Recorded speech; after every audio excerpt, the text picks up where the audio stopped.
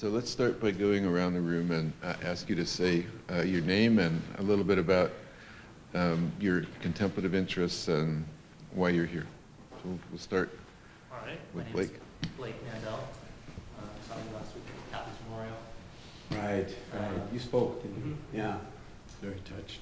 And I guess my interest lies, in a way, along from Kathy. It's trying to, at the nexus between early childhood health and socio-emotional and contemplative development. So, Wonderful. thank you for coming. Blake's a senior contemplative studies concentrator and math, And Matt. dual concentration. And math. Mm-hmm. Love it. What kind of math? Algebraic, statistics, topology, useless stuff. Number theory? Uh-huh. Good. Good. Useless stuff, huh? Yeah, just the map of the whole universe. I'm Chloe. I'm actually not a student. I But you graduated, were. but I've been working in Catholic Care South since graduating, and I'm most interested in contemplative practice and how it intersects with healing, and sort of understanding the neurophysiology of it. Chloe's a pre-med and was a contemplative studies independent concentrator, working with Kathy and Ellen on irritable bowel syndrome and mindfulness. Oh, yeah, you told me about that. Move your chair back slightly a little bit so I can see. Yeah, good. My name is Genesis. I'm a non-traditional undergrad, so I bring a lot more experience to my studies at Brown. I got certified to teach yoga in 2013, which is the same year I went on my first 10-day sit. Had open heart surgery the year after that, and my mindfulness practice really helped me through the process of getting diagnosed and then getting surgery and then recovering. Now I am at Brown, Wow. And did you say your name is Genesis? like the Phil Collins band. Yeah, well, you said like a lot of things, yeah. But that's a pretty cool name, Thank you. Genesis. I'm Sophie. I'm interested in cognitive neuroscience and possibly also contemplative studies. And I'm really interested in how mindfulness is related to development and adolescence, and how it can be something that we can use sort of over the course of a lifetime, and like different ways to talk about mindfulness in schools and for kids. I'm Dorothy. I'm a neuroscience concentrator, currently a sophomore, and although I have interest in neuroscience, I really want to try to see the intersection of contemplative studies and like doing more on the other side of the spectrum of geriatric late life like work, because I'm actually going to work at a hospice starting next week, and I wanted to know how the intersection of like behavior and connected mindsets sort of that kind of work, sort of hospice and how it works. My name is Morgan. I'm also a neuroconcentrator. I'm interested on a personal level, and I'm also generally interested in the relationships between contemplation and I'm Cooper. I'm a junior concentrating in biology, and I'm one of the facilitators of the Brown Meditation Community, which is like a student-run group where we just meditate. So the BMC, the Brown Meditation Community, was really started back in the 70s by students of Sung San, and for many years was affiliated with Providence Zen Center, and there was always a Dharma teacher from Providence Zen Center who would come and lead at least the Monday night sits. But starting maybe in 2012, 2011, that kind of exclusive relationship was interrupted, and because students had come in with different backgrounds. Some of them had done, 10-day Goenka retreats, and they wanted to open up the practice, and so it's been that way ever since, more broad-based, contemplative.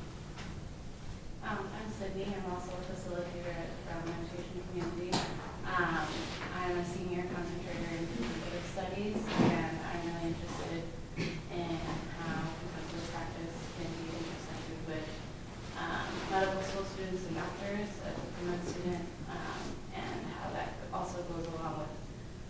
building medical practice as a rehabilitation practice, and how that goes along with like traditional medicine. And you're going to medical school next year, and last summer did this very interesting project, or the summer before. It was last summer, Last yeah, summer. I was in Dharamsala doing a project on contemplative practice in Tibetan medical students. I'm Joe. I'm a junior concentrating in psychology and intending to add contemplative studies as well. And I coincidentally overlapped with Sydney and Dharamsala, but did not know her at the time. But sort of You mean you didn't actually meet? right. Yeah. Although you were both Even- there. Even though I visited the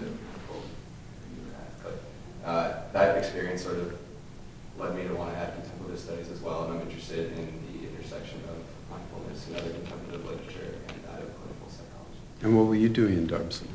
I was on the Emory Tibet program.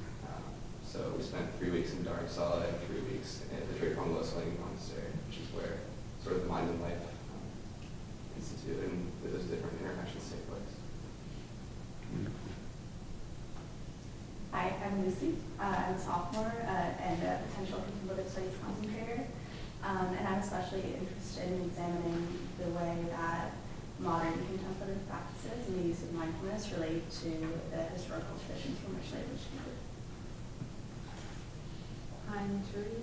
I'm a senior, well, super senior, they're senior, comparative literature concentrator, but I became interested in contemplative studies a couple of years ago in meditation, and I'm interested eventually doing clinical psychology and involving mindfulness practice.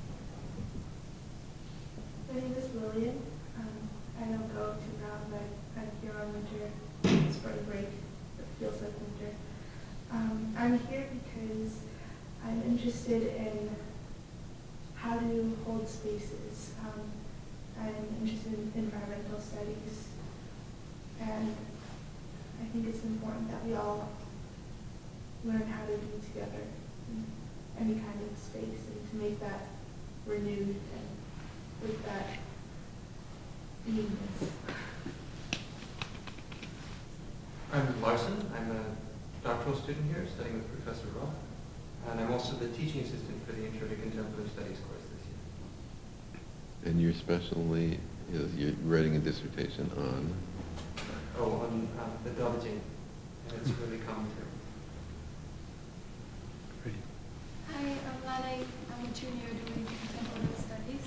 I'm also a facilitator of the Brown Meditation Community.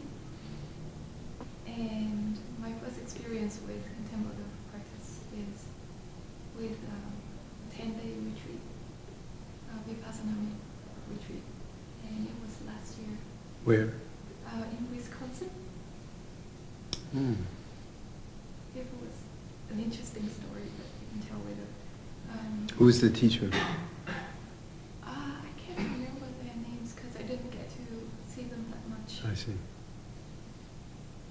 So Lonan was a part of a program where she worked last summer for IBMA for Inward Bound. Oh, okay. Mm-hmm. Do you know Jessica and Doug? Great. I'm Dayla. I'm a junior contemplative studies concentrator. I'm interested in the philosophy of mind and like taking a contemplative approach to understanding the mind. Do you want to explain what philosophy of mind is to everybody else? No. Um, Does everybody know what it is? You don't know? But just like a way of like understanding the mind. And, sort of, And doesn't it involve, I don't know much about it myself, but doesn't it involve, in some sense, intuiting what someone else's mind is doing by understanding your own yeah, it's thought what it, processes? it's like like just theories of how the like human experience and the mind and the brain, you know, the mind-body problems and stuff like that are approached. Mm-hmm. And I spent a lot of time like studying like Western ideas, and I didn't find any satisfaction in them. and then I took Intro to Contemplative Studies, and I found it really interesting. Oh. Watch out. Yeah, got me. That's great. Philosophy of mind can be very abstract and abstracted from experience, so it's kind of treating first-person experience from a third-person exclusive perspective, and doing it in a very systematic, analytical way, which Right. kind of almost takes first-person experience out of the equation. which Abstracts it, seems to yeah. abstracts it. Yeah. Okay. So this is open for anybody to ask John questions about his work, about his talk last night, about other issues and concerns that you have about your own particular interests and how they relate to mindfulness and MBSR, or just anything really.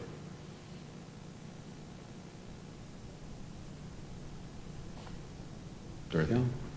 So I read excerpts from the Tibetan Book of Living and Dying. I really like some of these perspectives in terms of like how one might face stuff with more like sort of like ease or confidence. And I feel like in like a Western like to recontextualize it, and it's still like perhaps like not the being so direct about like face that with confidence, not like exactly the best way to go about it. So how would you? Because last yesterday you said like the full sit in peace on life. So, like, how would you incorporate such a rich perspective in hospice fellowship care? It's a very specific question, I know, but any like specific thoughts on that? Well, one fundamental principle is to meet people where they are and not try to have a secret agenda that you're going to dump on them about how they would die better or have a more powerful experience or whatever if they only did whatever your lens is that, you know, into dying or whatever. So that's a form of violence if you are doing that to somebody. But to be present with someone in their circumstances is one of the greatest gifts you can give somebody if you're fully present. I mean, just that's what we most want. And then you don't have an agenda. So then you're really fully present with the person. They will feel your caring, your compassion, your not desire to do something or fix anything. And then that can lead to conversation. Or if the person is beyond conversation, then just maybe holding the person's hand and breathing together. But in one way or another, just being with and being in full connection with the other person. And then playing it by ear. You know, the circumstances are so different. I mean, some people will be able to talk and want to. Some people will be able to talk and not want to. Also, you know, how much are you willing to be there? How many days or how many weeks or whatever. If it's an ongoing thing, then trust builds and a relationship can develop. And so over time, you might touch some very profound... Why don't you come and join us in the circle? Oh, well, you're still welcome to come in the circle if you want. No? Okay. And let me suggest a book to you that just came out last week called The Five Invitations. Have you heard of it? By Frank Ostenteski. It is a profoundly beautiful work. Frank he was one of the founders of the Zen Hospice Project back in San Francisco in the 70s, when people were dying of AIDS, and he's, you know, it's all grounded in contemplative practice. And I would say one of the best resources for really inquiring deeply about what your path might be within that framework. And of course, the Tibetan Book of Living and Dying is a very powerful book. It does come from a very Buddhist, Tibetan Buddhist perspective, but it's also obviously universal. And so, and it's about, in some way or other, knowing the nature of your own mind and body when you're young and healthy, because that's all preparation for when you're old and not so healthy. But if you've already cultivated a kind of robust intimacy with your own mind and what it's likely to do, then you can, in their view, navigate the ups and downs of your experience, moving into domains that you've never moved into this side of death, okay, this side of your last breath. And some of it, you know, people die in a lot of different ways, and if you're resisting what's happening to you, that can create an enormous amount of pain and suffering. And if you are open to it and don't take it personally and see that as part of life unfolding in the adventure, then, so that means the more you meditate while you are alive, the more likely you are to meet death in a way that is also compassionate to whoever's dying. And that book came out 25 years ago and is now coming out in a 25th anniversary edition, because it just touched so many people's lives, way beyond people who are interested in Tibetan Buddhism. I mean, it's really universal. That's one of Sogyal Rinpoche's real talents, is that I think he went to Oxford and he really knows how to speak and how to write, and so it's very Western for a Tibetan Buddhist book. I don't know if that answers your question, but it's the 5 invitations would be an incredibly rich place to start right away, because as I said, the book just came out. And he's very, very personal in that book. And it's all based on practice.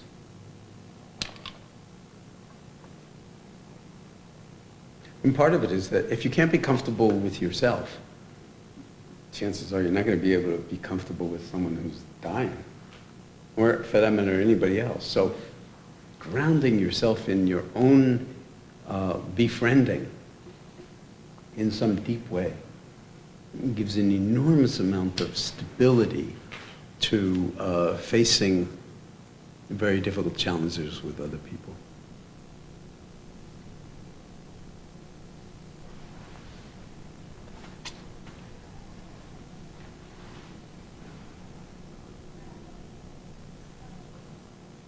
It's also a practice, so it's not like, oh, I get that, I read the book, now I got it. It's something that it's more like it's doing you rather than you're doing it. And you learn in the process over time.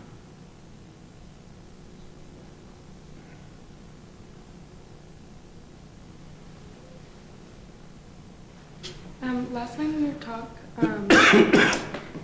you kept saying it's not about Buddhism, and I found that really interesting. And could you speak a little more about what you think about religion and the importance of like mindfulness and how they're related? Well, excuse me while I clear my throat and guess I can shut off the amplification.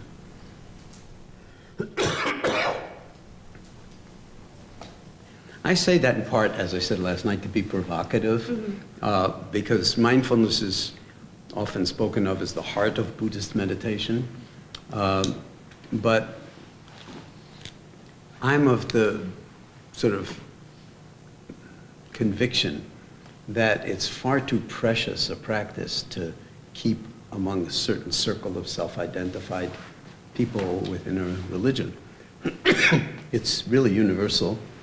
I wasn't joking that the Buddha wasn't a Buddhist. I mean, Christ wasn't a Christian either. So there's a lot of stuff, very interesting stuff around how religions and churches and stuff develop out of something that really has to do with profound transformative teaching. Because the Buddha and Christ were both teachers in that regard. Where did that water go? Is there a bottle of water? Thank you. So,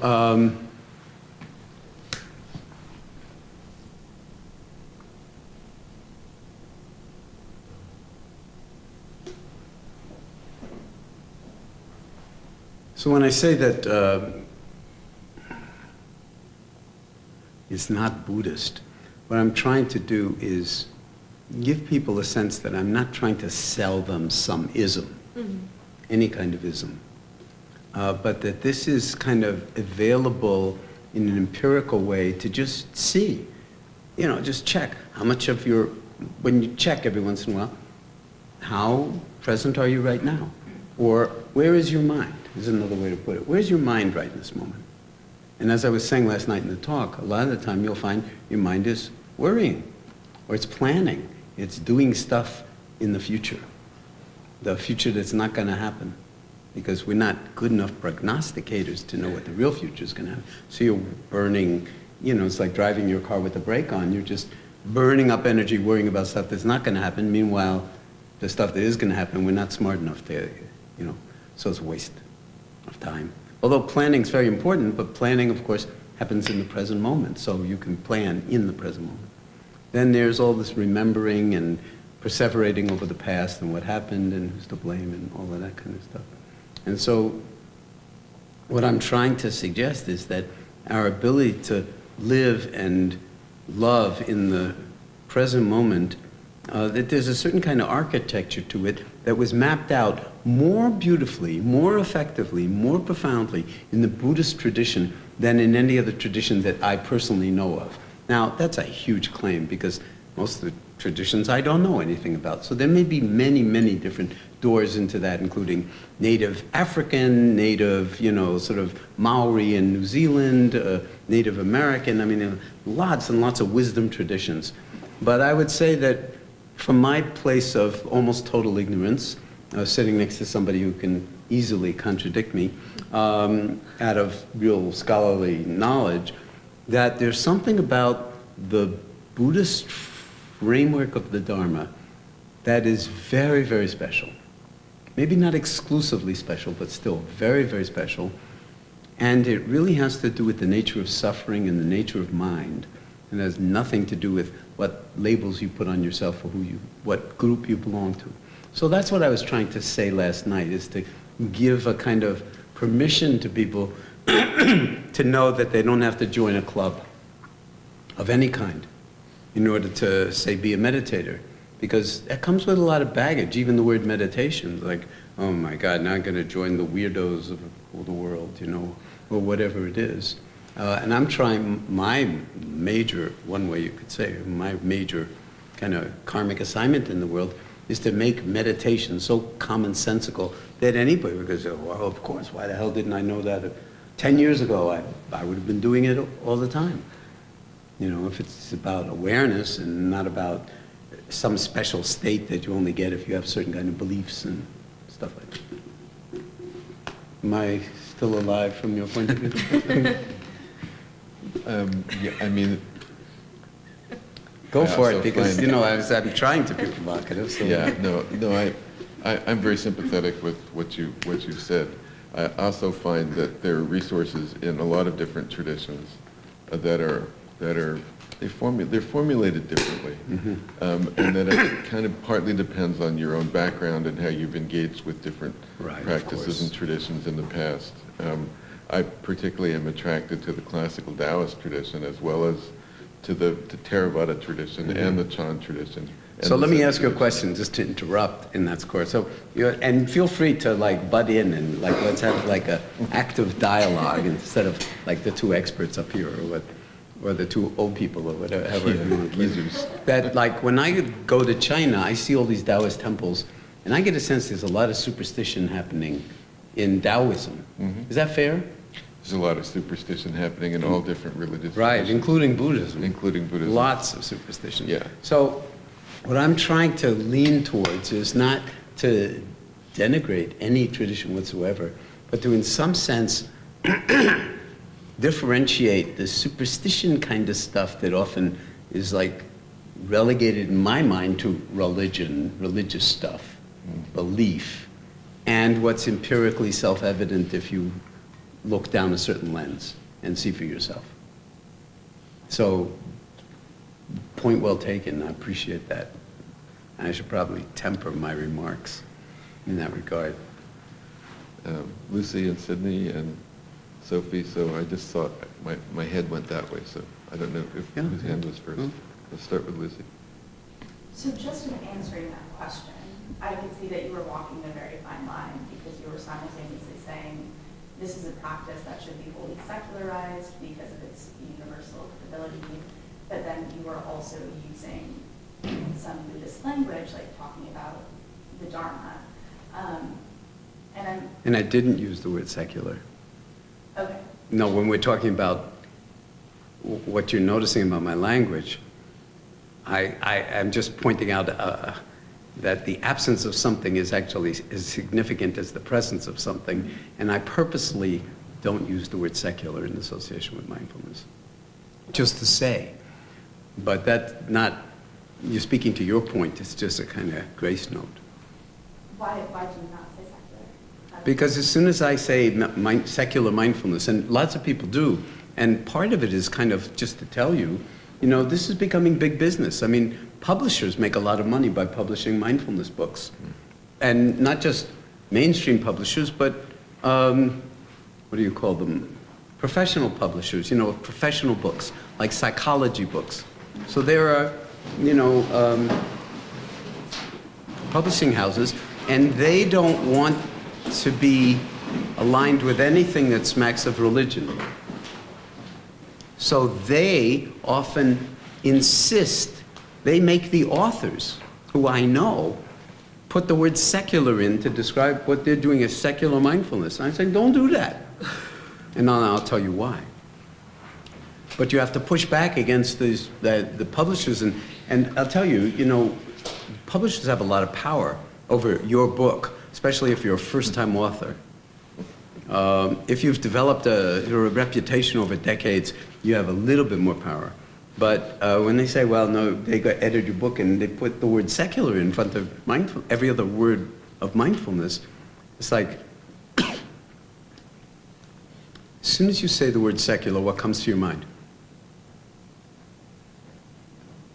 Not praying? Yeah, so you're denying the sacred. Okay? So that's dualism. Mindfulness is about non-duality. So secular mindfulness, you've already created a serious problem. I mean, the whole universe is basically imploded. Okay? That might be a Chinese way of putting it. So what I use is the word, I use it in present participle form because I'm a big fan of present participles, partly because of the presence, and part of the fact is that the English language really, not all languages can do this, but I can talk about the mainstreaming of mindfulness. So it's a process, okay? Because I think it's called an adjective rather than an adverb rather than an adjective. Is the mainstream mindfulness, or whatever, the mainstreaming of mindfulness. That doesn't bring up that dualism, okay?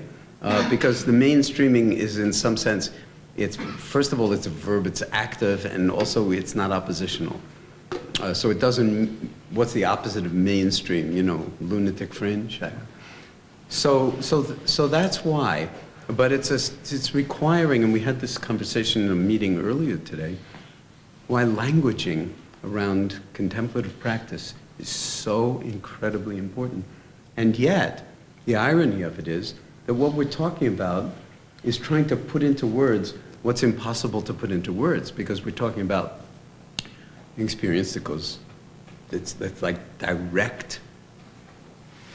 I don't even know what the vocabulary for it is, but you know, I'm sure there is a lot. I'm not using the word spiritual either, but that kind of direct apprehension of the actuality of things underneath thinking. And we don't have a language for that. Maybe they have it in Chinese, I don't know. But, so that's one of, like, you know, the creative elements of being a student at this moment, is that if you grok that, do you know what the verb to grok means? Anybody know what the verb to grok means? This is like a test. Okay, what's it mean? It's like to solve a hard puzzle in a way. Yeah, it's to realize something that is, in some sense, very difficult to make sense of. Yeah, that It comes from- deeply understand it. Yeah, completely understand it, but not merely through thought. Okay, Right. and it comes from a science fiction novel called Stranger in a Strange Land by Heinlein, written like 30 or 40 years ago. And that verb, to grok, has entered into the vocabulary. And it's a good one for us to know, because when this Martian was grokking, I think he was a Martian. He was a but, Martian, that he would like go into contemplative practice, meditative awareness. And he would grok, not merely with his conceptual mind, grok the actuality of things. It's like, maybe you should all read that book, Stranger in a Strange Land. I haven't read it so long. It's a long time. It's Can't more like 50 remember. years. Yeah, 50 years. It's like prajna, right? It's like prajna awareness. It's that kind of deep intuitive Prajna, you're saying? grasping. Yeah, Yeah. prajna Yeah. and grok are similar. Yeah. So that's your, in some sense, if you are really serious about contemplative practice and interfacing with the world, that's your karmic assignment. I mean, each one in our own way, but how do we find a language for the unspeakable? That's, excuse me, that's one of the reasons I use poetry sometimes. You know, that poets, that's their job, is to speak the unspeakable. Right. I'm going to use this as a title for this book I'm working on. I call it Effing the Ineffable. Effing the ineffable. Lovely. Effing, that looks better on the page than it does listening to it, though. It has multiple meanings. Yes, no, they're completely intended. Huh? Is that from Hitchhiker's Guide to the Galaxy? As far as I know, that just came up. It's came up- original. No, it's from Hitchhiker's Oh, it Guide. is? Yeah. Oh, they talk about it? Yeah. Okay, Oh. so I have to Sci-fi then, has folk song. Effing the ineffable. Ineffable. Effing the Ineffable. I think Sydney and Sophie and coming around to Blake. Sydney? Did my response to your comment or question make any sense to you? It leads to a lot more questions, but I have to think.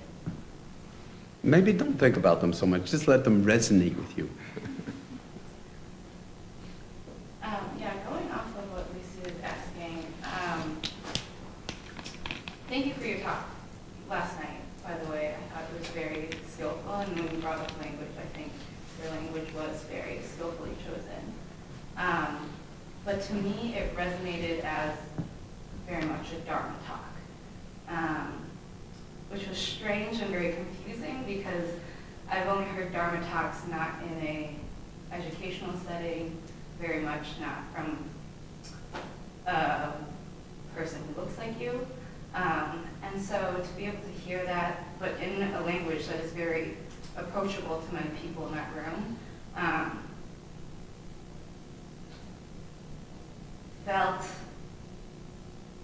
it felt like, I can't speak of it, but it felt like, it really, I think, like really touched people, and in some people it just didn't, like completely went over their heads.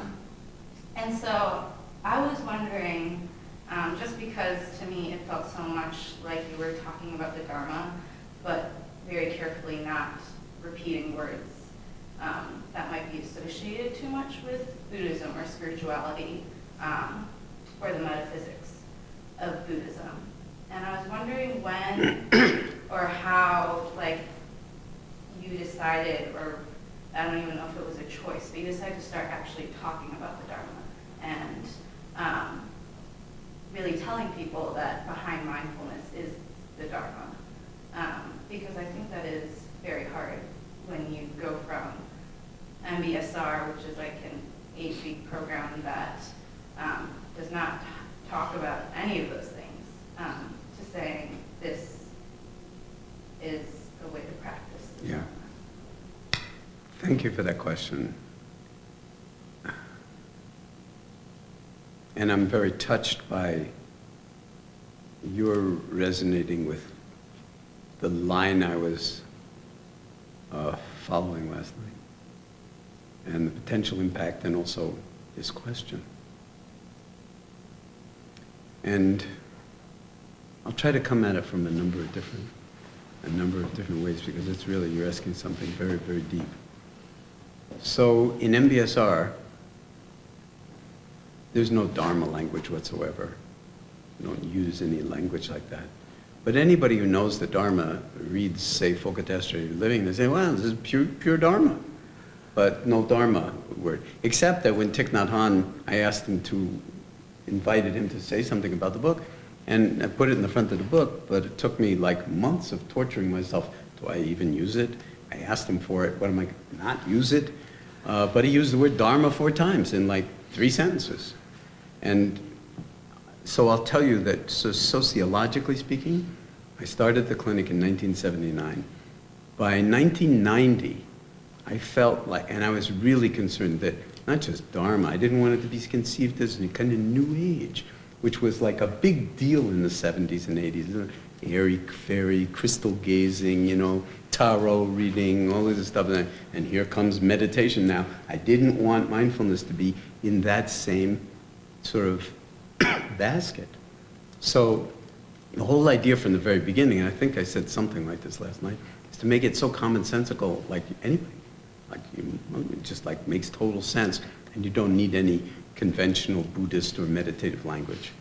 It's just that my working definition of mindfulness is the awareness that arises from paying attention on purpose in the present moment, non-judgmentally.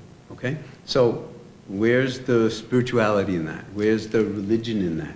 Where's the, you know, mysticism in that? Where's any of that stuff? But if you pay attention on purpose in the present moment, non-judgmentally, what arises doesn't exclude any human experience. It's all about all human experience, but it's without telling you what you should be experiencing, which is the biggest problem with contemplative practice, is that you're basically setting people up to want to have a particular kind of end result or state that then they'll know, wow, this is what it's really about. Total oneness with the entire universe, and no more thinking, except that those were about 5 different thoughts. But people want enlightenment. Have you heard the word enlightenment? Any of you have like secret desire to get there? It's the kiss of death. Because you're reifying something that the mind can't possibly understand, creating a concept, and then thinking, I'm no good the way I am. I need to achieve this, attain this special something, and then I'll be a special something. Well, you know, if you teach meditation that way, you're basically teaching ignorance and greed and aversion. You know, like I'm not good enough now. So Zen practice and any kind of non-dual practice turns that on its head, and mindfulness, MBSR, is like non-dual from the very beginning. I would say not all MBSR teachers know this because they have their own training trajectories and so forth, and they don't necessarily understand the non-dual elements of it. But if you read Full Catastrophe Living or virtually anything else that I've written, there may be exceptions, but for the most part, it's from that perspective. So, and I've shown it to many Buddhist teachers before I published it and said, is there anything off about this? Anything off about this? And they would say no. But it's not in any kind of classical Dharma, religious, spiritual language. Therefore, it should be empirically testable whether anybody can get it, including your grandmother or father or whatever. And if they find it beneficial, then so much the better. So that's one way to look at it. Then, so 1990 comes along, and I let the word Dharma into the book because I figured, you know, I mean, it was a blessing from Thich Nhat Hanh, and what he said in that book was about the work was like, I mean, I could never have imagined him saying that in a million years. So I put it in that book, and then by the time I wrote Coming to Our Senses in 2004, came out in 2005, I felt like it was time. The world had changed enough, so I didn't need to worry about New Age so much, didn't need to worry about Buddhism so much. The Dalai Lama had gone from like somebody on the fringes of people's awareness to like big posters, you know, IBM and then Apple computers, and like the Dalai Lama is everywhere, and he's coming to the United States all the time and giving talks. And the world has changed. And banks are putting up billboards about yoga and meditation. Banks advertising, you know, we're the yoga bank, or, you know, when you're doing your yoga practice, do you know if your money's safe, or whatever the hell they're doing. And it's like, wait a minute, you know, this is kind of corruption. But now maybe it's a time to bring the words Dharma. And I mean, after all, Jack Kerouac wrote a book called Dharma Bums in the 50s, okay? Dharma's part of the vocabulary. The poet Allen Ginsberg, a book written about him called Dharma Lion.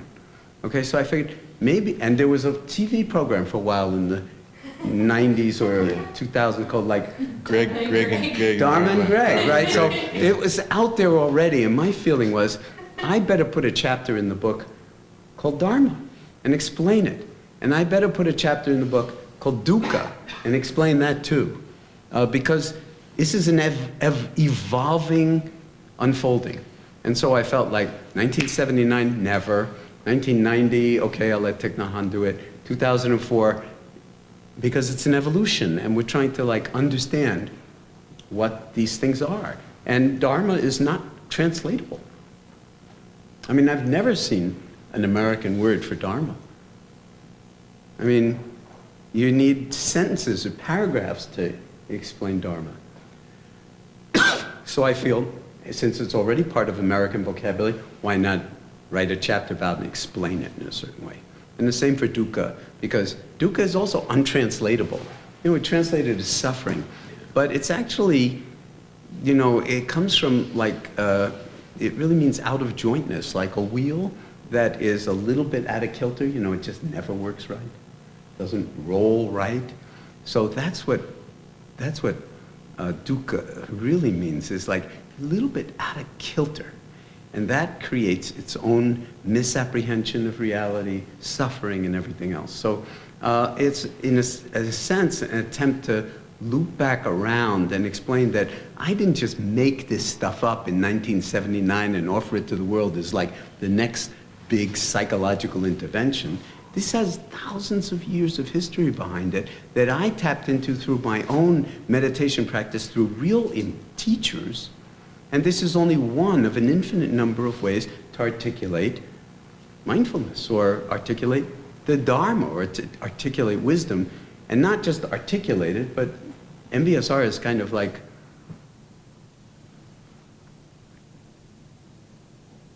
well, it's in some sense meant to be a launching platform for contemplative or meditative practice for the rest of a person's life. They only sign up for 8 weeks, but my hope is that in 8 weeks they will get a taste for non-doing and for being that will completely transform how they are in relationship to their body, their mind, their life, their family, and the domain of doing.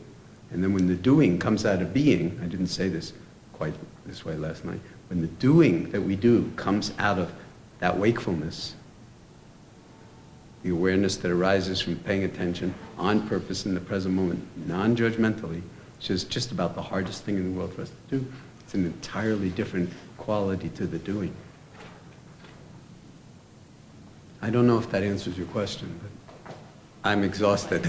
I don't know what else I could say. No, thank you. But it's a really, really good question.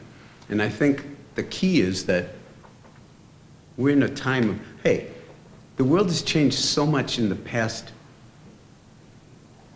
15 years. I mean, the iPhone came out in 2007. Now every single person has one or an equivalent smartphone in their pocket. So that's the equivalent. I mean, the iPhone in the 1940s would have taken up at least this room, if not the whole building. And it's like in everybody's pocket. And most people are walking around like this now all day long. You go to lunch, put this down on the table. That has consequences. When everybody puts their phone down on the table, people are making a certain kind of declaration. They're not mindful about it, but make a certain kind of declaration. Different generations do it differently. But like, you know, the people who have like grown up, they've never known a time without a phone like this. And their parents are always looking at the phone. I mean, sometimes while they're holding the baby, they're texting or this or that. And it's like, you're never with your parent anymore. You're with your parent and your parent's phone. So things are evolving at the speed of light, changing exponentially, faster and faster. So our wisdom needs to evolve in our species in parallel with that. And so that's why, in a sense, I'm trying to make these connections to the wisdom traditions. And I didn't say it last night, but you know, people, monastics in the various Buddhist traditions are actually coming to train in MBSR because they feel like people don't listen to them when they're wearing their robes. Excuse me, and they can only, you know, be heard by people who already believe in their religion, as opposed to just the fact that people are suffering. So, excuse me, that's one of the reasons I wanted to come here and, you know, be part of the house program, is that the fate of the world, in some sense, without bumming you out about this, is really always in the young people. And it's not about replicating what the old people did, it's about finding out what your swadharma, have you ever used that word, or swadharma, what your karma is. And then offering that to the world. And it's not predictable what that will be. But the arc to it is, as I was saying last night, a love affair.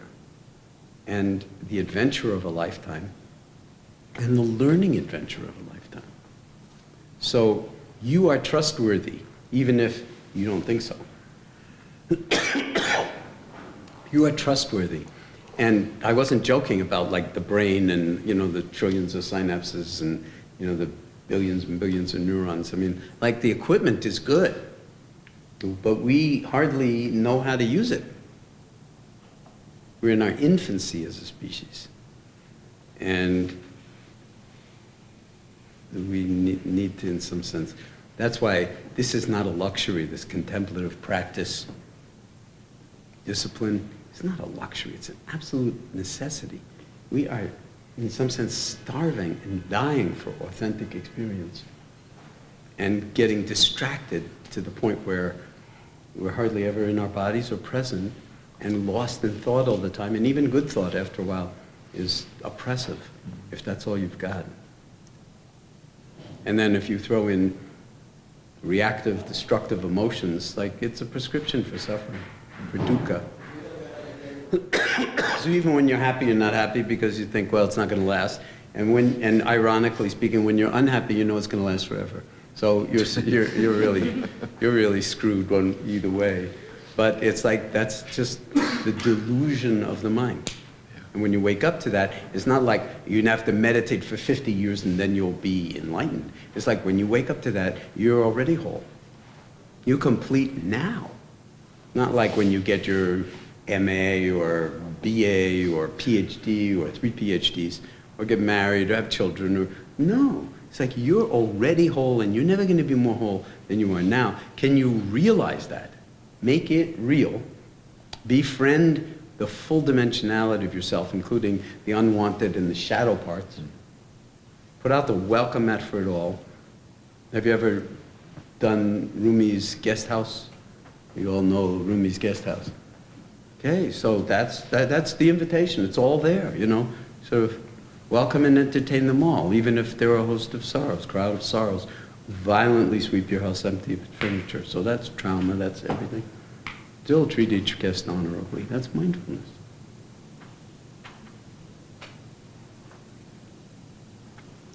Can I just check with the sound guy to ask you if we need to be passing the mic around? We're good? Okay with that? Okay. I think Sophie had a question. So you sort of talked about your karmic purpose as making mindfulness more accessible.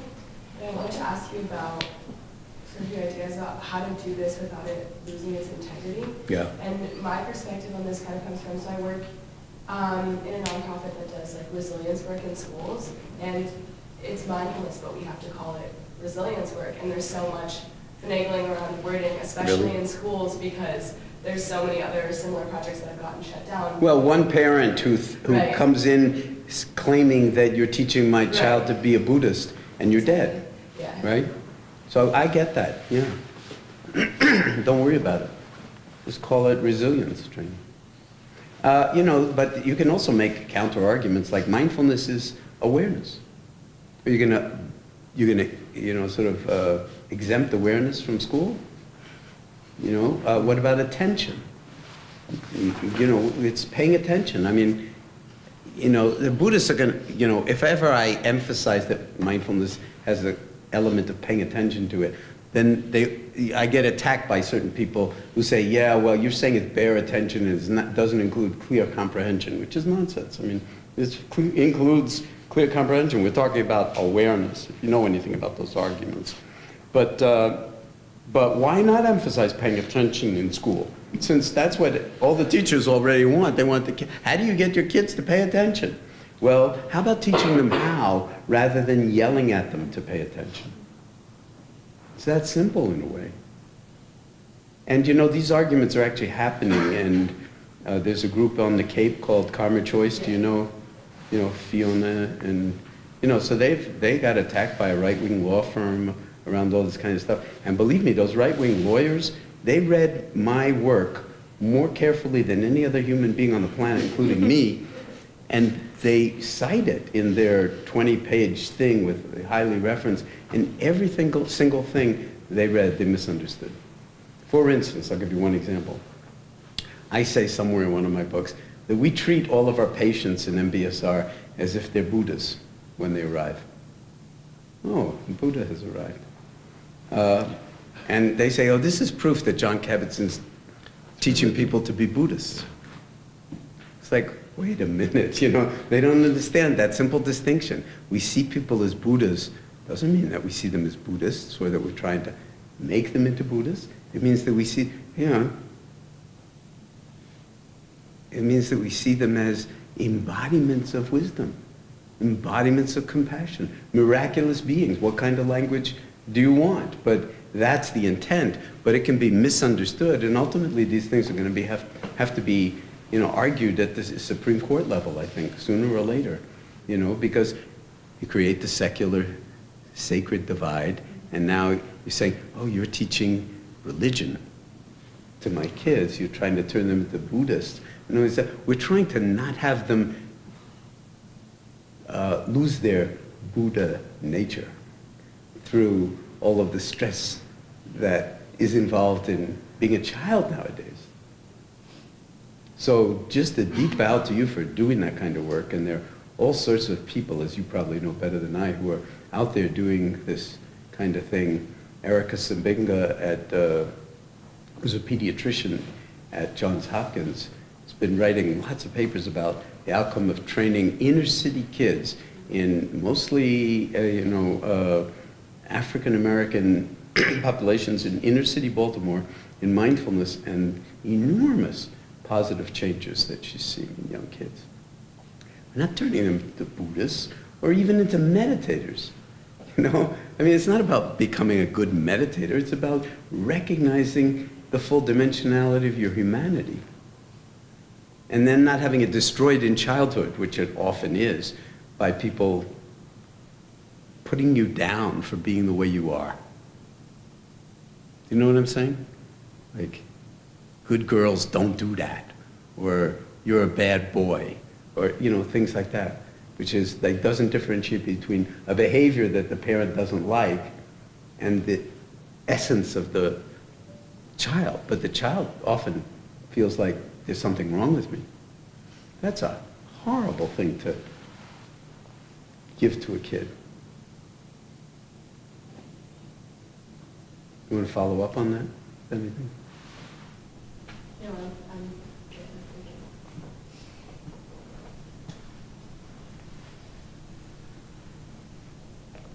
Blake, did you have a question? Dr. Kempton, You can call me John. Dr. Kempton.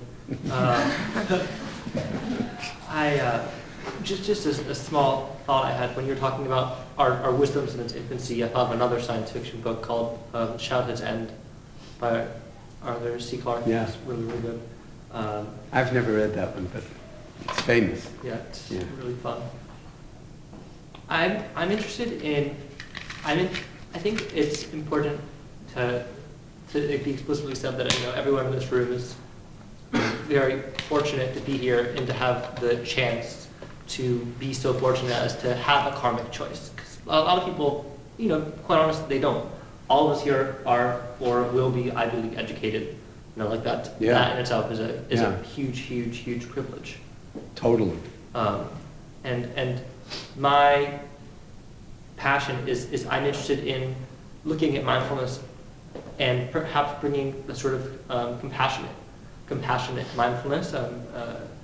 Matthew Ricard talks about it in his book Altruism, the need to have it be, not just mind training in a way that he considers mindfulness itself as neutral, because psychopaths can use it for really malevolent means. There's a debate about this, so it's like, that's one of those scholarly debates as to whether mindfulness is what they call a neutral mental factor or a wholesome mental factor. I consider it wholesome. Yeah, I do too. Yeah. But, and Matthew is a good friend of mine, and I've noticed, first of all, in terms of the Tibetans, they never used to talk about mindfulness. Mindfulness was some tiny little piece of the Tibetan teaching. Dalai Lama is using the word mindfulness nowadays. Why do you think he's doing that? Because it's in the air. Why do you think it's in the air? Because of all these decades of work in that kind of way. And I was sitting in the room with him for hundreds of hours and something. Talking about this kind of thing. And it's so things are changing even at that level. And what Mathieu has said, and it's right, that mindfulness not understood correctly could just be about attention and not about, well, as I said last night, I think, in all Asian languages, the word for mind and the word for heart is the same word. So if you're not hearing heartfulness when you hear the word mindfulness in English, really not understanding it. That being said, he has now, I don't remember exactly what he calls it, but kind mindfulness? Compassionate mindfulness. Compassionate mindfulness. I thought he had another word for it. I just saw it in an email yesterday, this morning, on his website or his app. He has a new app and new things.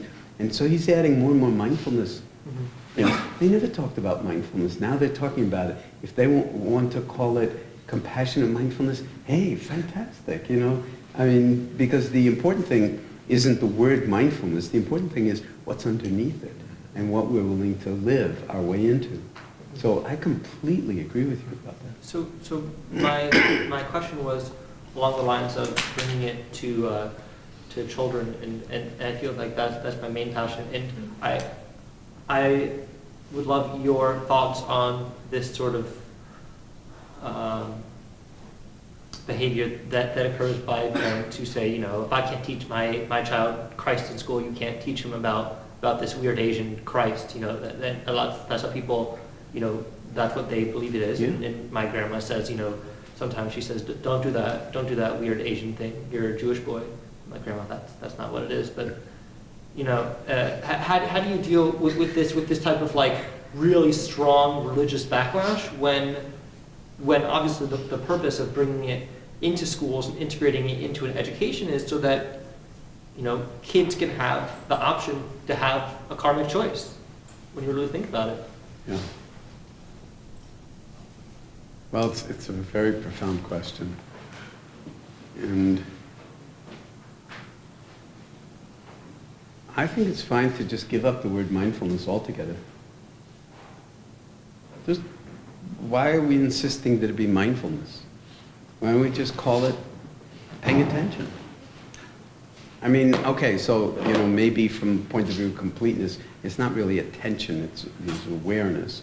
But, nobody in elementary school is going to care about that. The awareness develops on its own when you pay attention. The insight develops on its own when you pay attention. It's not like, we're robots and we pay attention, but we have no understanding. So my feeling is develop skillful means for the environment in which you work, which optimize the potential for well-being and happiness and success and kindness, and minimize the potential for backlash, misunderstanding, and a sense that you're actually teaching these young minds religious beliefs. So, And meditation, see, I'm not shy about using the word meditation. If you use the word yoga, for instance, or meditation, for instance, fundamentalist Christians feel like, well, when you do, just let the mind become still, then that's when the devil jumps in. Yeah. People will tell you this, Yeah. okay? So that's when the devil will come in.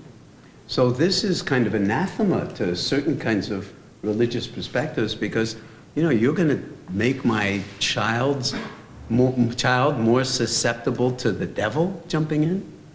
So if you want to go there, I mean, you can have some very interesting conversations around that, but I don't think you're ever going to convince a fundamentalist that that's their own mind generating the devil. So there are certain parameters with which you just can't work. Or you have to be very, very imaginative. But for the most part, I think if you stay with attention, who's going to argue with that? All teachers want their kids to pay attention. And then you can trust that when kids are paying attention and they're taught how, then they can actually be calmer. You could ring a bell. I mean, I've seen this happen so many times. Just ring a bell. The kids are sitting there. And then very slowly you see the kids raise their hands. I've seen this with first graders, kindergartners, fifth graders, in inner city schools, in places like Oakland. And pretty soon everybody's hand is up. And I missed the first 2 minutes or 5 minutes of the class and I didn't know what was going on. It's like they are raising their hand when they can no longer hear the sound of the bell. So where's religion in that? It's an experiment in perception. Okay? You're listening for the absence of something. I once had a dog, a husky. We had a screen door that the screen door made a certain kind of clicking noise when it closed. And the husky could hear the door not click closed. So you're actually aware of the absence of something. That's a very smart dog and very smart kids, okay, to be able to actually ascertain when I'm no longer hearing the sound. So it could all be taught in that kind of way. You'd never even ever use the word meditation or mindfulness. Just teach being silent, being still. my one question is, so to brag for someone, so Chloe is bringing resilience in the form of mindfulness to the med school. But when you look at doctors, like, they're reasonably rational group of people, you show them, here's the science on this, this is how it helps, and they're like, okay, and you have a million meetings, but when you're looking with, schools, you got to give them an argument. So if I said resilience, or if I said, perception training, they'd be like, why? Why does it work? And then I'd go to the science, which all says mindfulness or meditation. No, you can pick and choose with the science. You can say, look, stress. Okay, just talk about stress. Nobody's going to argue with you around stress. I mean, everybody's stressed beyond belief, right? So, yeah, it's true, mindfulness will come up if you Google stress, but you can say, and, if you're working in the schools, just, it's fine. I'm not even saying, like, absolutely don't use the word secular. You can say, yeah, this is like, the word I would use is commonsensical. We're just teaching kids how to handle stress. How do you handle it? You recognize that, thoughts come up in the mind, emotions come up, they can be felt in the body, and you begin to inquire. You look yourself as a little scientist. Is this true? Are these thoughts that I'm having actually true? And you can recognize, even little kids can do this, that I'm not my thoughts, I'm not my emotions. I don't think you're going to get any fundamentalist pushback from that. and then you don't have to use the silence word. I mean, you can, I don't know, you can, it's doing Aikido with fundamentalism. And, you know, of course, there's no formula for that. There's no formula for that, but it's a very creative process. And every once in a while, you'll lose. You'll get slam dunked, or, you know, sort of,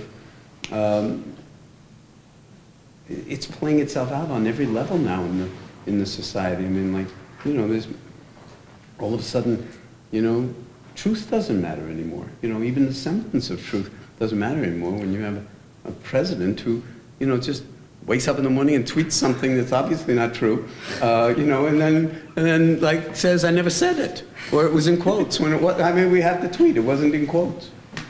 And that happens like 20 times a day. So, you know, but in the end, truth does matter. So it's like, you know, and you can ask, you know, reasonable questions about, well, your truth versus my truth, and that's what empiricism is about. Let's put it to the test. That's what science is about. Test hypotheses, and you see what is actually real. Or the law, you bring it into the courtroom, and you decide on the basis of weighing the evidence for and against what the actual truth is. I mean, you don't get to the absolute truth in the courtroom, because you never know in a certain way. It's one of the reasons, arguments against the death penalty, because a lot of people on death row were totally innocent, but they went through the whole process and they were convicted. And the process very often was completely biased. Completely biased. And if you happen to have black skin or brown skin, or, you know, be any kind of, you know, outside the sort of norm of, like, you know, the jury, you are dead. And that's our legal system. So, you know, there's a lot of healing that needs to happen on an institutional level. And the only way it can happen is by having these kinds of conversations, and by then going back into the laboratory of our own practice, so to speak, and being inspired by each other. You know? Did you have a... No. You had your hand up. Yeah, but I think they may have more relevant questions at the moment. Okay, well, okay, but we'll put it on hold, okay. So you said before that, like, you wanted to change your habit because you want people to think they're joining for this.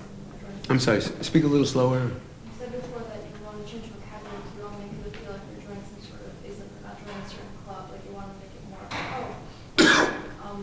but if we look at like what, so I'm looking, I actually was working with Louis for his lab, and we like talked about how important like the community and the structure is to your meditation practice Yeah. and your practice overall. But what do these communities end up looking like, and should we be more mindful of like ensuring diversity in these communities that practice together? Yeah, I just want to know that. Ensuring Diversity.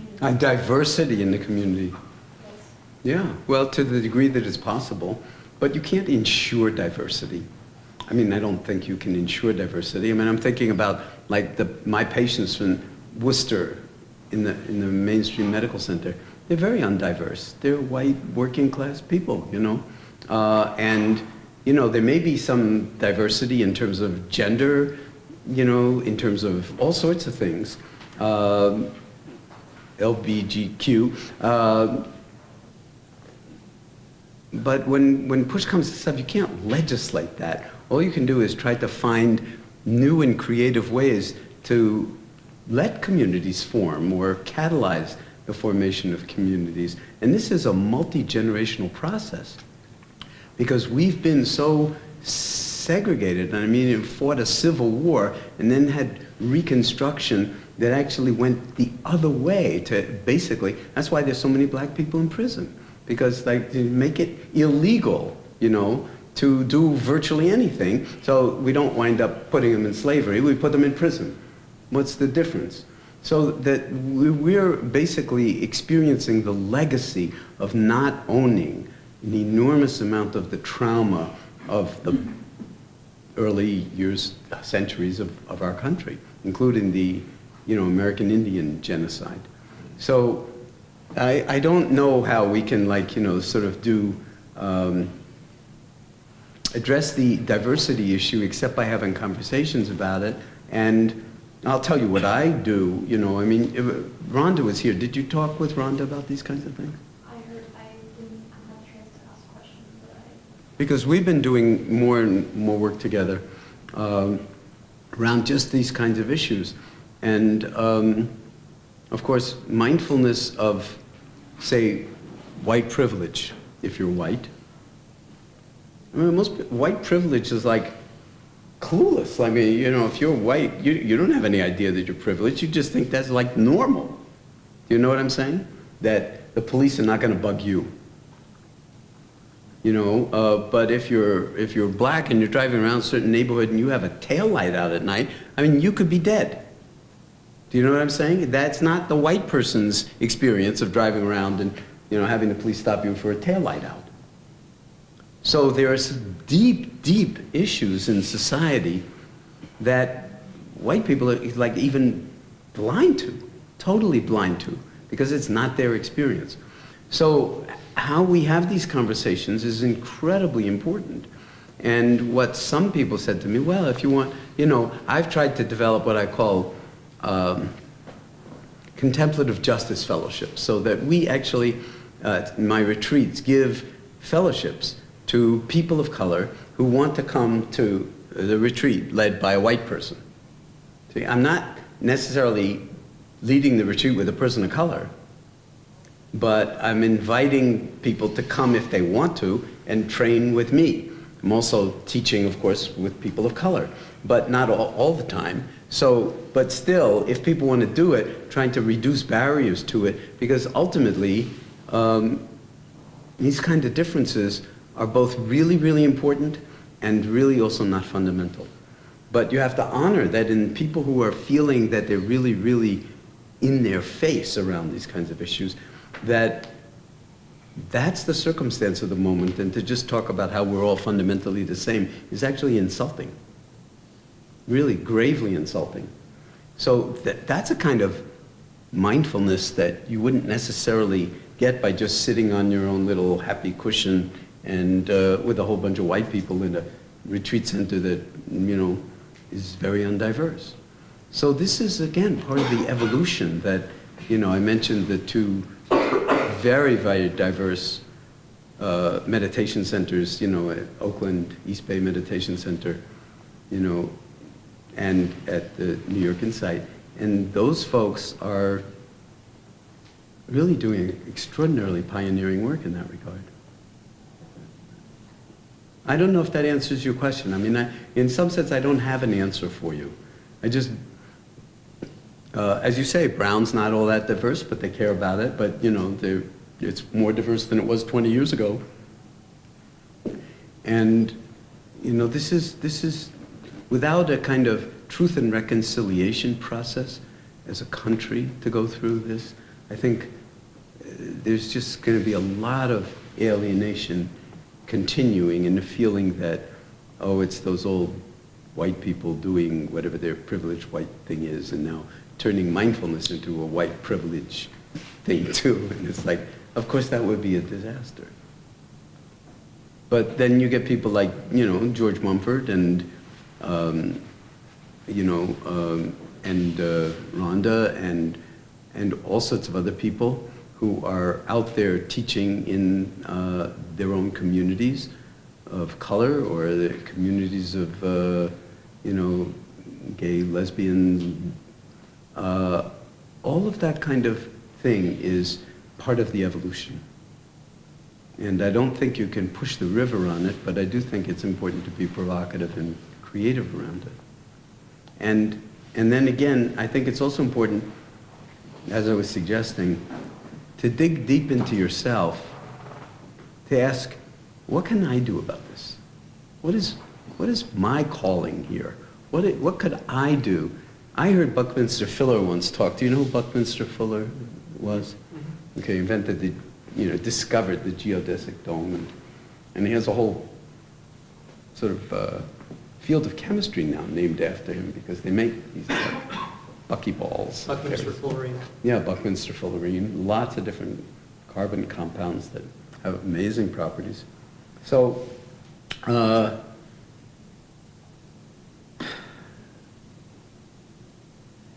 Buckminster Fuller, he was a very creative genius, but at a certain point, everything that he did failed. And he was about to kill himself, throw himself off a bridge. And I think his 4-year-old daughter had died. I mean, there was all sorts of stuff going on. And then when he was about to throw himself off the bridge, as the story goes, he said, why don't I just consider that I've thrown myself off the bridge? Now I'm dead. So now I have nothing to do except, ask myself, what is it that I can do that nobody else on the planet could do? And just do it. And whether it fails, whether it succeeds, doesn't matter because I'm already dead. In other words, he's died to his ego in a certain kind of way. And then that led to all of the amazing creativity that came out of him. So why not do that? Why not just kind of believe in yourself enough to sort of just say, I will follow my heart and see what I can do to address the problems that from my point of view, the world is, really dying to have addressed.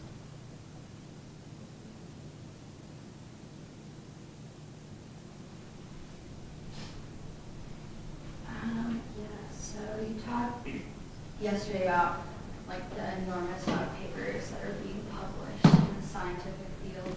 And I feel like personally from what I've seen, there's often a focus in the scientific world. It's more isolated from social issues, obviously, but focusing on more long-term benefits of health. We're seeing a lot of cardiovascular research and just long-term benefits. And I've seen in my work the need for that translation of the benefits now. Specifically, I worked with a school in Rhode Island that had severely autistic kids who found contemplative practices and mindfulness-based practices drastically helpful in ways that they had not seen in other places. And currently a lot of therapeutic practices around autism really focus on normalizing them and getting autistic kids to act like neurotypical children. And this was really a practice that was focused on their own stress reduction and something I found really positive. So my question is, what do you... Did you teach it, by the way? And I wasn't, they had already implemented it and I got involved with it. But my question is, what do you think the responsibility is for scientists to be advocates in their field? And if they see something potentially beneficial to get involved in that level of potentially outreach or just what is that role? Because I think so many of the practices and interventions, we were at the Contemplative Studies Conference and there are these huge ideas and things that are so impactful, but they're just not getting to people that need them right now.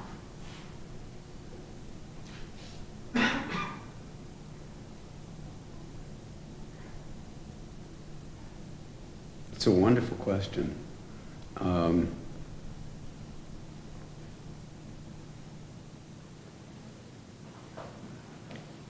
It's hard to get anybody to do anything. Everybody's got their ideas about what it is that they want to do. And so that's why I keep saying the same thing, which is, you think this needs doing, then you do it. Okay? Because the world, is not going to sort of just cooperate with you and always produce a great researcher, mindfulness researcher who wants to do this kind of thing. It may happen. Erica Sabinga, who I mentioned at Johns Hopkins, has been doing this kind of work in the Baltimore Public Schools for a long time. In terms of the kids that you're describing, it would be phenomenal to find somebody who cares about that. I do know a few researchers who do care about that. Alyssa Epple, for one, who did all the telomerase work with Liz Blackburn. And also Cliff Sarin, who's a member of Mind and Life, and who also cares deeply about autism in children, and he is a contemplative practitioner. So there are potential avenues to connect up with those people who may know other people, and that's how you do it. It's really political organizing at the scientific, medical, humanistic level. And you have to find the right people who are ready to do it, as opposed to convince really great scientists who don't care at all about that, but have their own interest to sort of all of a sudden come and study the children that you're interested in. Or be patient. I mean, it's true, like the urgency is enormous because these kids need something now. So it's happening. Maybe it doesn't need to be studied so much as just developed as a program. Like that's kind of, I guess, my question of like Well, we're spending so much time like yeah, in maybe- labs trying to perfect things. when Maybe, we're- you know, that's expensive. It takes years before the paper's published. If you started today, you started yesterday, it'd be 5 years before any kind of real paper would come out. But in 5 years, those kids who are 10 now, they'll be 15. So a lot of it's just do it. And, you know, and people, you'll find, I mean, when I started the MBSR program, people started showing up who wanted to volunteer. I didn't have any money. They wanted to volunteer. My secretaries, I mean, you know, researchers, they just say, I just want to hang out here. Great. So that's how it started. So in that sense,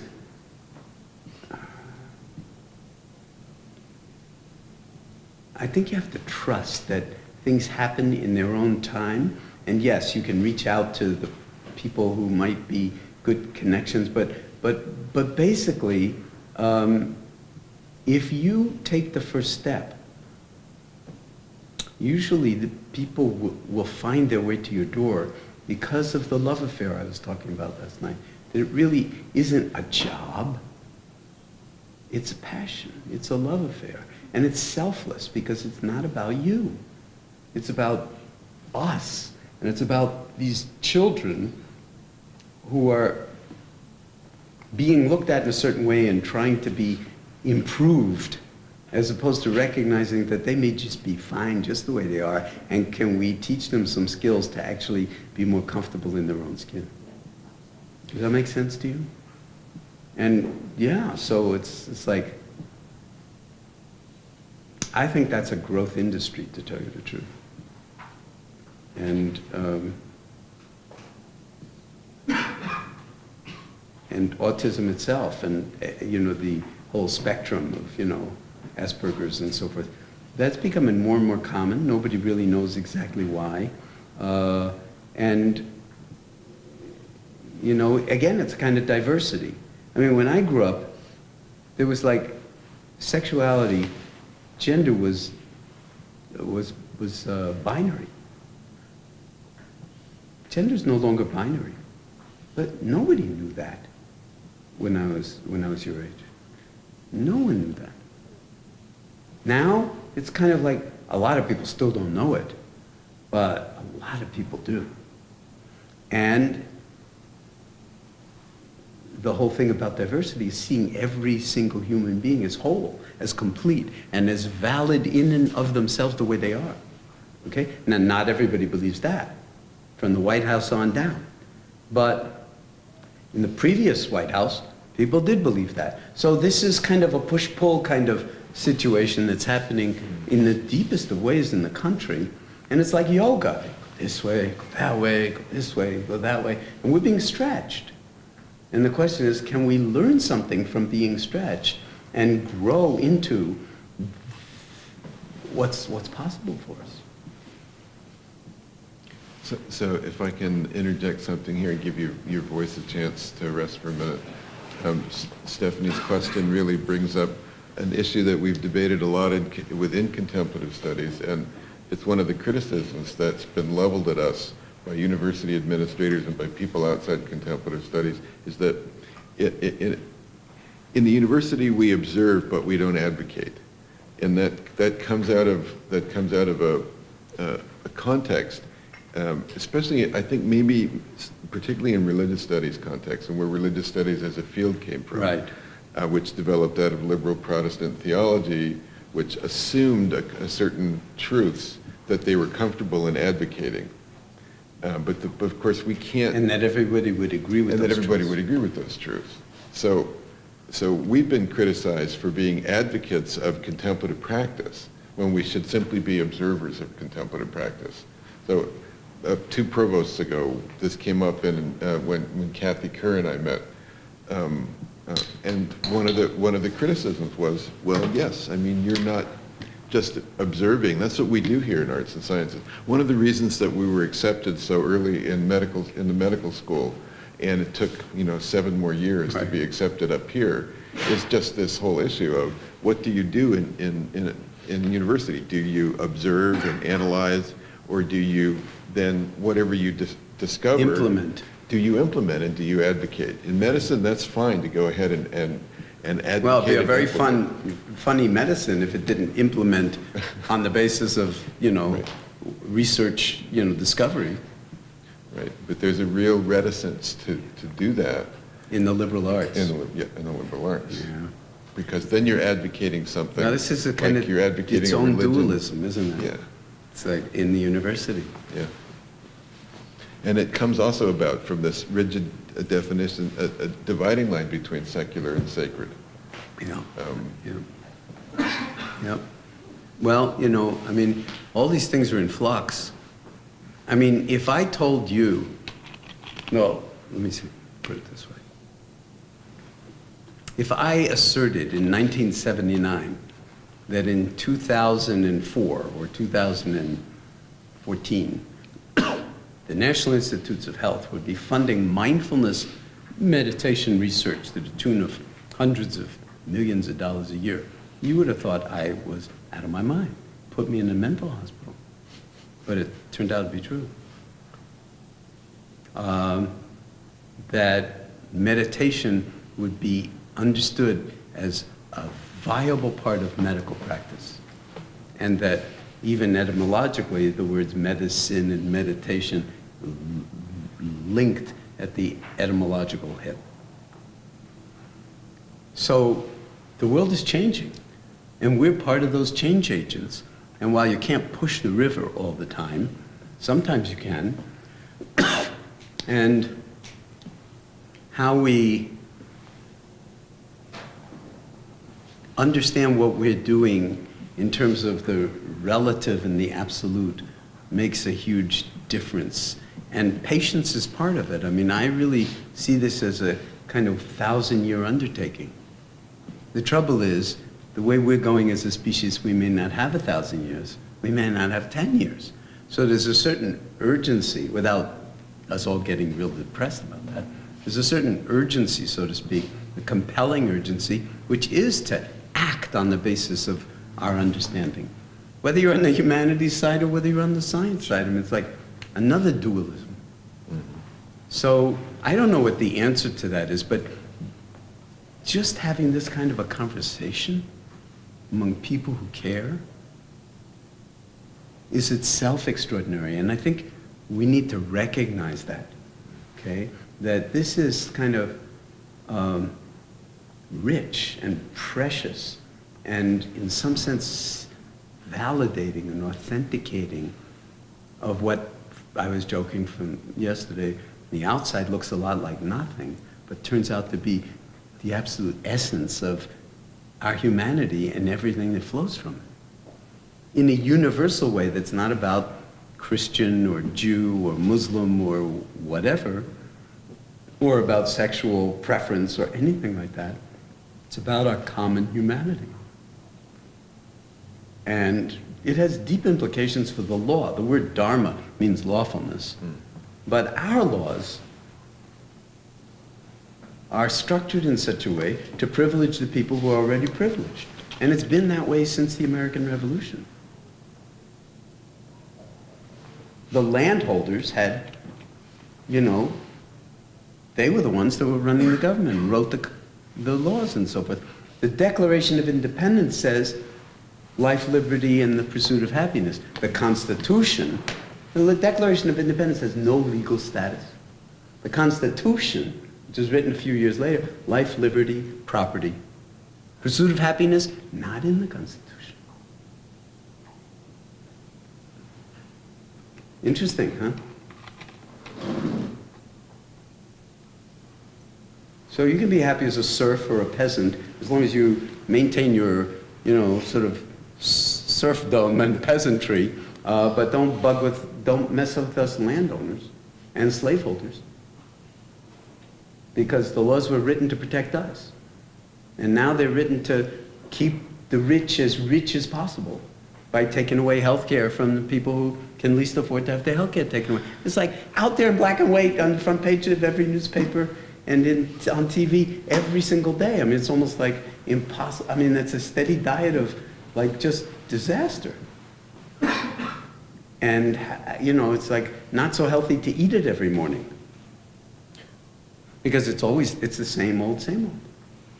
So what's required of us is like what I call a orthogonal rotation in consciousness. A kind of, yes, everything is just the way it is, but once you have rotated in awareness, you have an entirely different perspective based on your own, you know, discovery or ability to inhabit, as per the guest house, multiple dimensions of being, wakefulness, awareness. All of a sudden things are, the game is totally different. When you understand that, why can't we rewrite the laws? I'll tell you why we can't rewrite the laws. Because of the minds of the people who are in Congress, who want to keep the status quo set up just this way. And they outnumber the people who want to change it. Okay? They outnumbered the people who want to change it even during the Obama years. This is kind of an institution, we talk about institutional racism. This is kind of institutional greed. This is only my non-dualistic personal opinion, by the way. It's not like I'm being playful about this whole thing, but it is an object lesson in, or a kind of,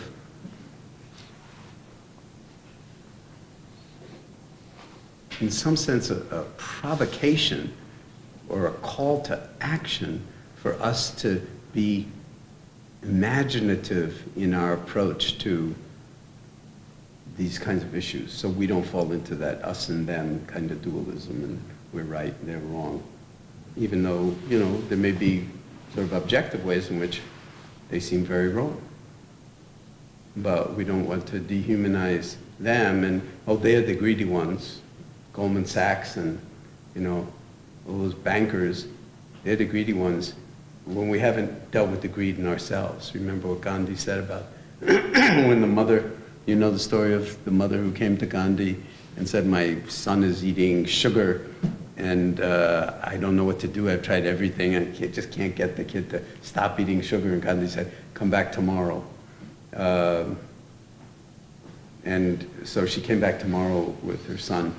And she said to Gandhi, she said, why did you ask me to come back tomorrow? Why couldn't you have done this today? And he said, I was eating sugar yesterday. So he had to take care of his own life before he could tell someone else how to take care of their life. So that's the ongoing challenge. Be the change. I think Gandhi also said that. Be the change you want to see in the world. Now, can we come around to you? Yes.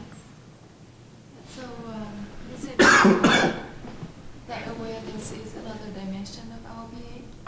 And personally, I have a family member who has ADHD. And also You have ADHD. a family member? Yeah. Yeah, and also a very close friend of mine who also has ADHD. And I'm wondering, how can we offer this gift to people who have attention deficiency? Something that has been bugging me about meditation and awareness training, because I think it can be very universal, but to some extent only. So Say more about that.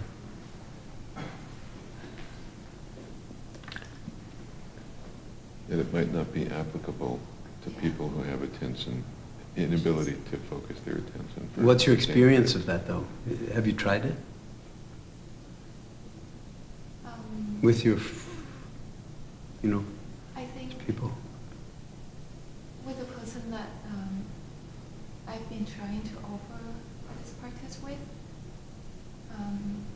it seems like there's a problem of self-confidence to engage in this practice because they know that they have ADHD and Okay. Well, this requires attention and awareness. Well, there are papers written about mindfulness and ADHD in children, for instance. ADHD is something that you could pay attention to, ironically. So you can pay attention to your experience of how easily your attention flits about, okay? And then you can anchor it. You can just turn it into a game, you know? How many breaths can you stay with before your attention goes off? And even write them down, keep track, you know, keep a stopwatch or whatever. And begin to actually see, can I sort of be here for one breath? And that might be it for the day. That might be your meditation practice for the day. One breath in, one breath out. Were you really here for it? Did you feel it all the way in? Did you feel it all the way out? Good. Class dismissed. Okay. Next class.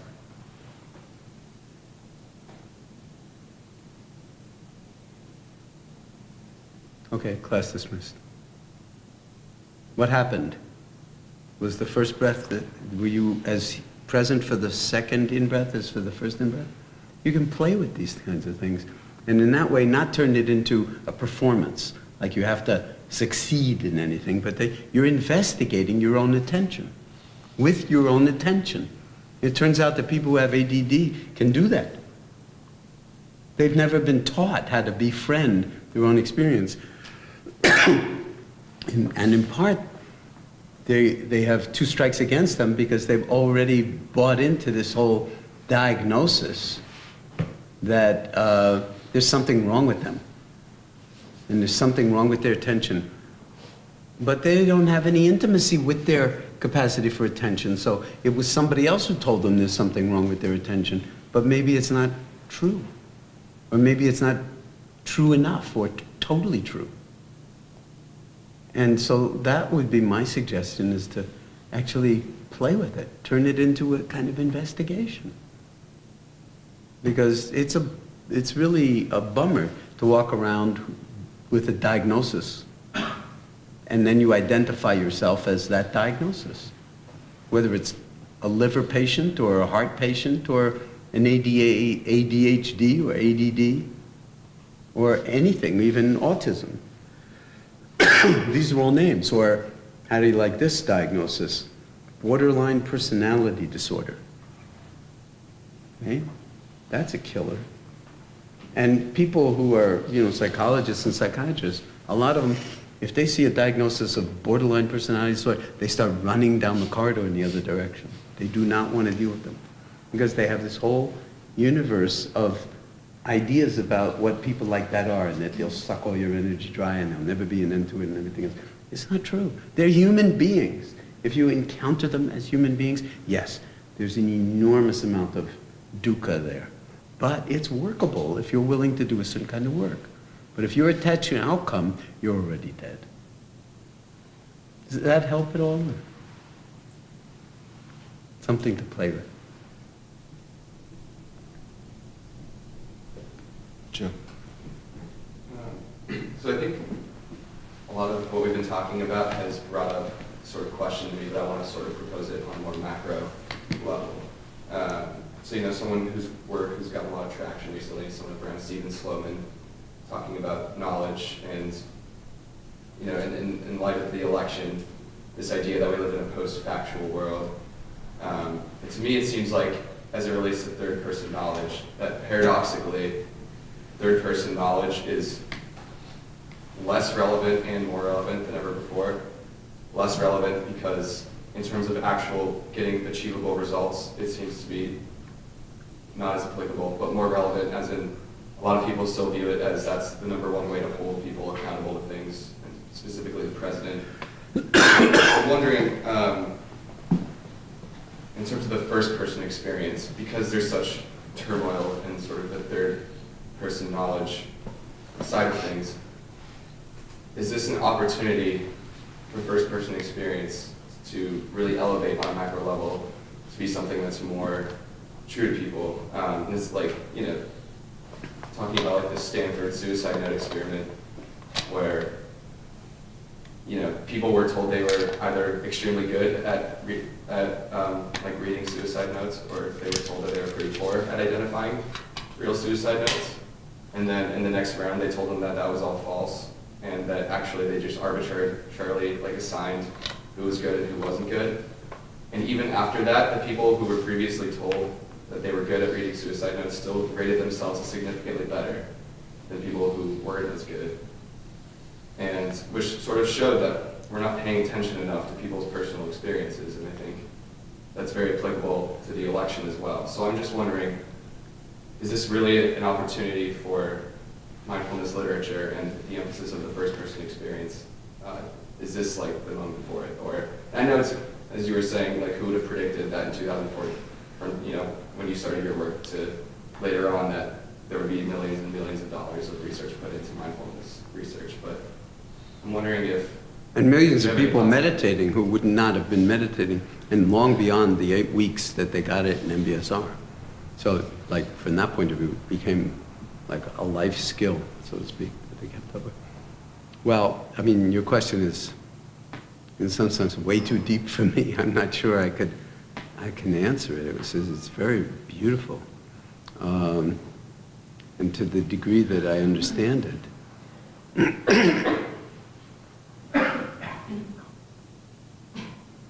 I'm really not sure what's called for yet at this particular moment.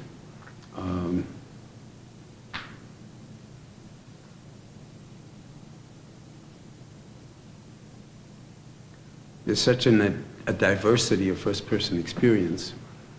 On the other hand, your experience is your experience. It's trustworthy if it's primary experience and not second-order experience, which is really thinking about your experience and then creating a narrative out of it, which is not necessarily true. And if you know anything about the work of Byron Katie, do you know anything about? Okay, so this is somebody who has developed a form of inquiry that takes people who have real major problems, like stress-related problems, and asks them to just write down a sentence about their situation. Like, very often it'll be with another person, like somebody, so-and-so should get her life together, because I'm her friend and I want her to get her life together and I'm worried for her. It could be like, she should not commit suicide. Could have that thought, she should not commit suicide. And of course, on face value, yeah, of course, nobody should commit suicide. But and then she'll ask her, how do you know that's absolute? Can you say that that's absolutely true? That she should not commit suicide, given that people do commit suicide, and for all sorts of reasons. And you begin to, when you interrogate yourself, you begin to see, I can't say that that's absolutely true. It's a belief. I don't think anybody should commit suicide, but in this particular case, maybe she should commit suicide. That's like almost like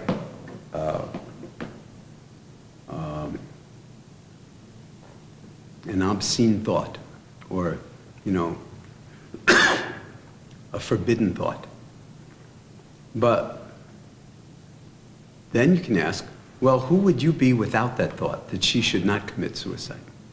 Doesn't mean you should have the thought she should commit suicide, but you're so caught up in worrying about her committing suicide that if you ask yourself, who would I be without that thought? That is very liberating, often, right from that moment, because you see how many of our thoughts are actually imprisoning of us. That maybe I can't even be with her, the person that I'm worried about, because I'm so worried about her committing suicide that I can't actually connect to her as a human being while she's alive. Do you see what I'm saying? On some sort of fundamental way, our thoughts get in the way because we want her to be happy, or we want her to be a certain way, and she is not that way, and yet that's what we want. Then it prevents us from having an authentic relationship with her now, in this moment, because we want her to be better. or in some different way. Of course, she knows that. So relationships get very, very complicated. And if you see through your own thinking, and this is all first person direct inquiry into the nature of thought and how much we believe it, then all of a sudden you're free to be in wise relationship with that woman.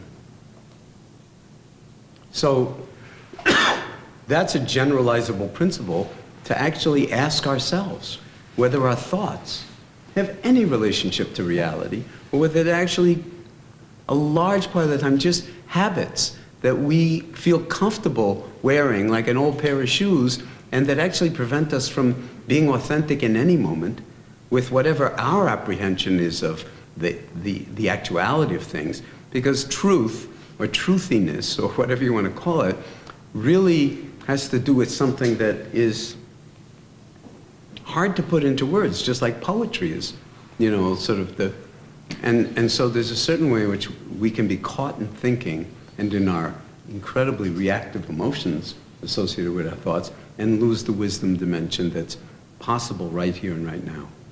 So that's, but we are predisposed, talking about the Stanford experiment and so forth. I don't know if that's Phil Zimbardo's work. I don't know that particular one. But, you know, the Stanford prison experiment and so forth. We are predisposed to, in some sense, being the victims of being told what to do by authorities.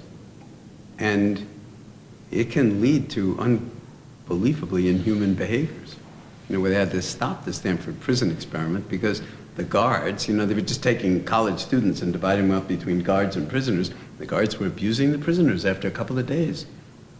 It wasn't like they were told to abuse the prisoners. It's just like that was part of their guard, you know, sort of gestalt, is to start acting like a guard, start abusing, and then not realizing they were even doing it. And the experimenters finally had to, you know about the study, they had to step in and say, and end the study. These are Stanford undergraduates. So Socrates' injunction to know thyself, non-trivial. And some wise-ass student of his so apocryphally said, okay, Socrates, you go around saying know thyself, but do you know yourself? And so, of course, he said no. Because it's always good to confuse the students. Right? Sansonim used to tell this story all the time. I don't even know if it's true, because I wasn't there in ancient Greece, so. Neither was he. Yeah, neither was he. But he said, Socrates said no when he was asked, well, do you know yourself? After having said, know thyself. He said, no, but I understand something about this not knowing. So,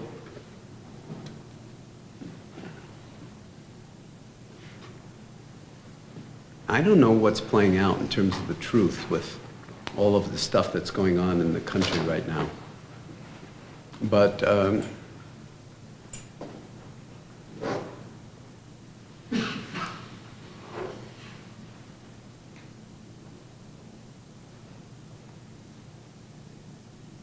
you know, for instance, denying climate change. We don't actually know, nobody knows the truth of climate change. The scientists are doing the best they can, and 99.9% of them feel like we, the human species, is accelerating, you know, almost to a chaotic level, the heating up of the Earth, the atmosphere. And then 1% disagree, and Trump and, you know, his appointees focusing on that 1%. One of them happens to be from MIT, of all places, and claiming that climate change is just not, you know, that humans are not contributing. So science is always like that. I mean, we don't know what the absolute truth is. Einstein, you know, last year was the 100th anniversary of the theory of general relativity. And Einstein made certain predictions, you know, that were true. But, you know, one of his predictions was that there would be perturbations in space-time through gravitational disruption. He made that prediction from his relativistic equations in 1915. 2015, no, 1916, 2016, these two observatories that cost $40 billion or something like that to build, called LIGO observatories, one in Hanford, Washington, the other outside of, someplace in Louisiana, actually registered simultaneously, almost simultaneously, perturbations in space-time. These were observatories that were not looking at the world through light. They were looking at the distance between two very, very sensitive mirrors using laser light that are several miles long in the world's most complete vacuum, and measuring the distance that would change if space-time actually went through a hiccup, the distance being like 1/10,000th of the width of an atom. And they developed instrumentation that's that sensitive. There were 1,000 names of scientists on the paper, and they discovered these gravitational waves that were due, they figured out, to two black holes, one 60 times the mass of the sun, our sun, one 92 times the mass of our sun, colliding 3 billion years ago or something like that, very, very far away. And then we pick up this little hiccup in these two $40 billion observatories. I mean, how cool is that? Proving something to the level of Einstein's theory of relativity and the understanding of space and time not being two separate things, that was phenomenal. But still, we don't know how to reconcile gravity with quantum mechanics. And there's an enormous amount of very interesting work going on there that digs down to the level of what's called the Planck constant, 10 to the minus 33 centimeters or something like that. And at that level, it turns out there's no space and there's no time anymore. It's not like it goes beyond that. It's like it gets granular and then it's like meaningless to talk about. So space and time are not fundamental in physics at that level. And if you hope to reconcile gravity and gravitation and quantum mechanics, you have to face that. But that's very hard for the mind to absorb. So, what is true? It's a really interesting question. What is absolutely true, what is relatively true, and then what is patently absurd and false. And I think what we're seeing is like no more subtlety in terms of like what is true to a degree or whatever, but just like complete untruths being mouthed as if they were true. And that's something that has the potential to, what would the university look like if anybody just said anything and nobody had to back up what they said with any data or evidence whatsoever? It's insane. But that's the circumstance that we're in. And I think we're all, in some sense, in an incubatory period, maybe sort of pregnancy, so to speak, a developmental process of figuring out how to be in relationship to this very, very rapid change in the nature of our social reality and discourse and political reality and discourse. And then, hacking and, Russian cyber hacking and Chinese cyber hacking. And it's like, who knows what's going on anymore? Who knows what's actually happening even? How would anybody know? The CIA doesn't seem to know. The FBI doesn't seem to know. We're in a strange new world. But more than ever, I think the question you raised, Joe, is particularly relevant. It's the balance. It's not that our world contains a whole bunch of independently established third-person truths that have no relationship to first-person experience and subjectivity, nor can we allow reality to be defined by individual first-person experiences that have no connection and no bearing to third-person data and information. And then you've also got the other avenue of second person, that the communication of your individual perspective with another person's individual perspective helps then give you a sense of reality testing that or gives you more of a sense of perspective, so that you realize that no first-person perspective is 100% right, except in that little narrow context. It's real to you, but then is it real to anybody else? How do you know that? Because basically it reinforces this inactive view of cognition that we've been studying in the embodied mind, that the world of our experience is just that. It's both subjective and objective. It's both first person and third person and second person when we're interacting with people. So you can't say that there's, some fully established, completely independent of consciousness set of truths, but nor can you say that only individual first-person reality is absolutely true. It's this complex range of things that they're both true at the same time. And individual truths have to be tested against in communication with other human beings and tested in correspondence to the third-person data that's collected. Well, you said that so much more beautifully than I ever could. This is beautiful. It's stumbling. But it's really important to come to grips now because of these alternative realities that people seem to be willy-nilly ready to establish without any basis in. But the fact is, those alternative realities have been here all the time. They've been here all along. It's just that we've been ignoring them.